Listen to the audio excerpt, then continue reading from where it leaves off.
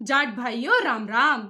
मैं आरती तालान तालियान खाप की बेटी हूँ। आपसे बस इतना कहना है कि अगले कुछ दिनों में मतदान है और हमें अपने आने वाली पीढ़ियों का भविष्य देखकर राष्ट्रहित में मतदान करना है। एक बात पहले ही स्पष्ट कर दूं कि ना तो मैं और ना ही मेरे परिवार का कोई व्यक्ति किसी राजनीतिक दल का सदस्य है, परंतु राष्ट्रहित के विषय पर अपनी राय रखना अपना कर्तव्य समझती हूँ। यह सच है कि हमारे कुछ भाइयों के मन में सरकार के प्रति कुछ नाराजगी है। वैसे शिकायत तो सरकारों से हमारी हमेशा से ही रहती आई है। मुख्यमंत्री वीर बहादुर सिंह से लेकर नारायण दत्त तिवारी, मुलायम सिंह, मायावती जी और अखिलेश तक, चौधरी चरण सिंह प्रधानमंत्री थे तो हम उनके घर तक भी पहुंच गए थे विरोध करने।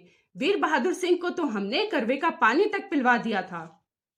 लेकिन वो नाराजगी इतनी बड़ी नहीं है कि हम मुख्तार अंसारी, अतीक अहमद, हाजी गल्ला जैसे गुंडों के नेता अखिलेश यादव को मुख्यमंत्री बनवा दें और उस आजम खान को जेल से बाहर निकलने में मददगार बन जाए, जिसकी मक्कारी के कारण मुजफ्फरनगर दंगा हुआ था, जिसके बाद हमारे बच्चे मुकदमों में उलझे रहे थे।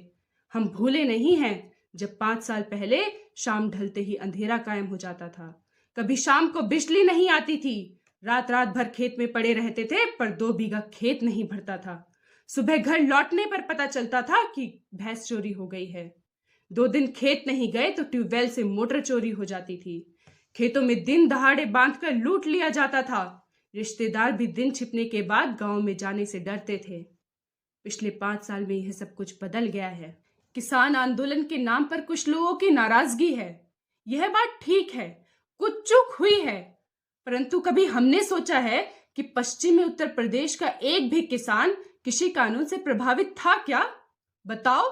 ठीक है, हम दिमाग का काम भी हाथ पैरों से लेते हैं, पर यह भी तो ठीक नहीं है कि उसे बिना यूज किए पूरा का पूरा पन्नी पैक ही भगवान जी को जाकर लौटा दें।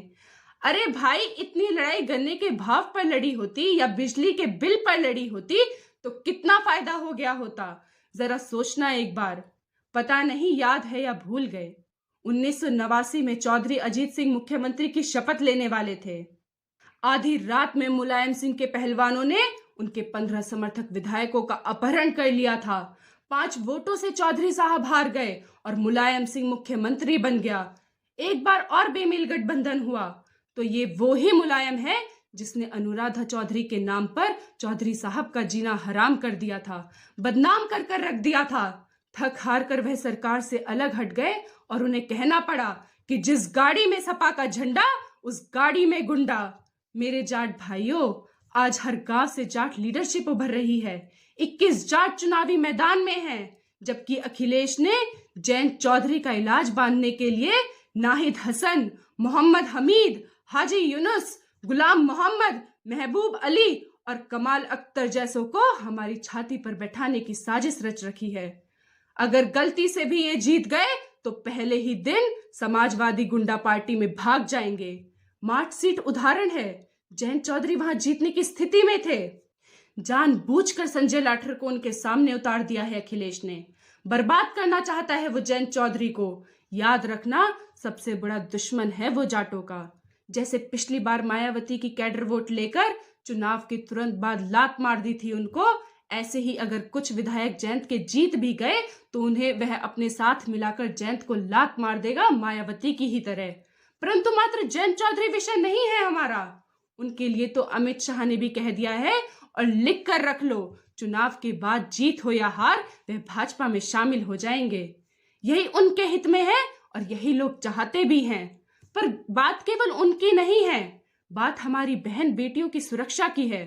बड़ी मुश्किल से पिछले 5 साल में यह वातावरण बना है जब गुंडा तत्वों की संपत्ति पर बुलडोजर चला है और उनकी गुंडागर्दी पर लगाम लगी है।